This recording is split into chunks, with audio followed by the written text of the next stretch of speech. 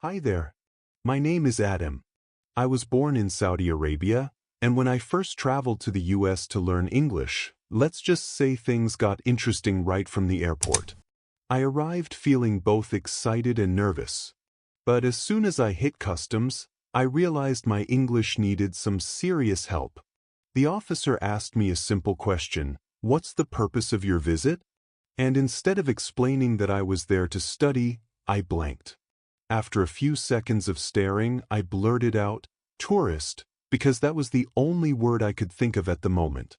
The officer looked at me strangely, probably wondering why a tourist was carrying so many study books.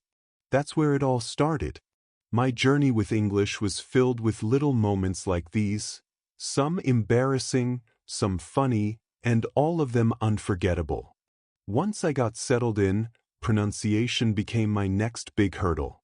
Arabic and English have completely different sounds, and getting them right was no easy task.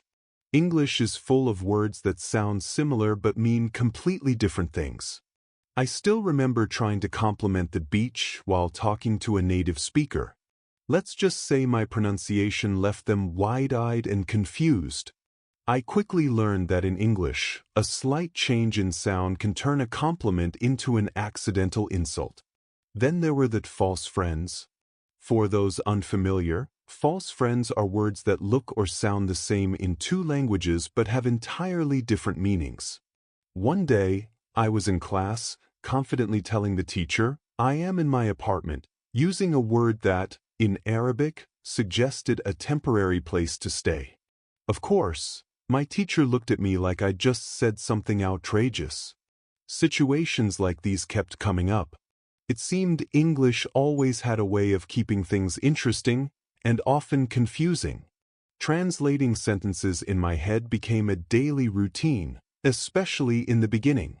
Conversations would move at a normal speed while I lagged behind, running everything through an invisible Google Translates in my mind. It felt like I was always a second late. Someone would ask me, "How are you doing?" And after a few moments, I'd proudly respond, "Yes, I am good, thank you." English conversations became a race against time, and I was always playing catch-up. But eventually, as I grew more comfortable, I found myself thinking less and responding faster. Vocabulary was yet another mountain to climb. In Arabic, we have clear, direct words for things. But in English, there are endless synonyms, each with a slightly different meaning.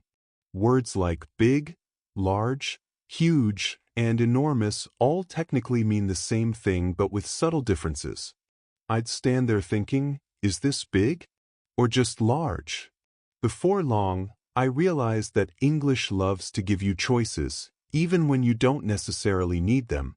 Idioms and expressions were the final frontier of English that I'm still learning. These phrases sound so strange to non-native speakers because they make no sense if you take them literally.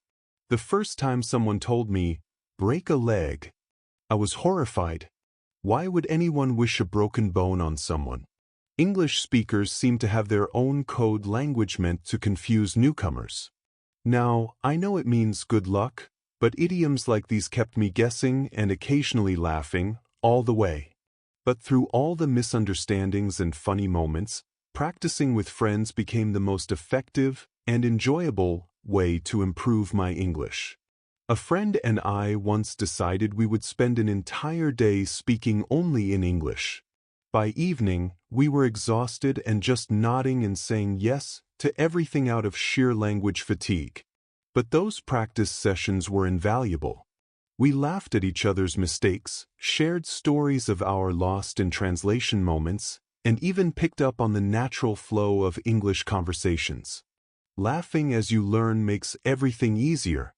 Reflecting on my journey, I've learned that the secret to mastering English, or any language, is practice without fear.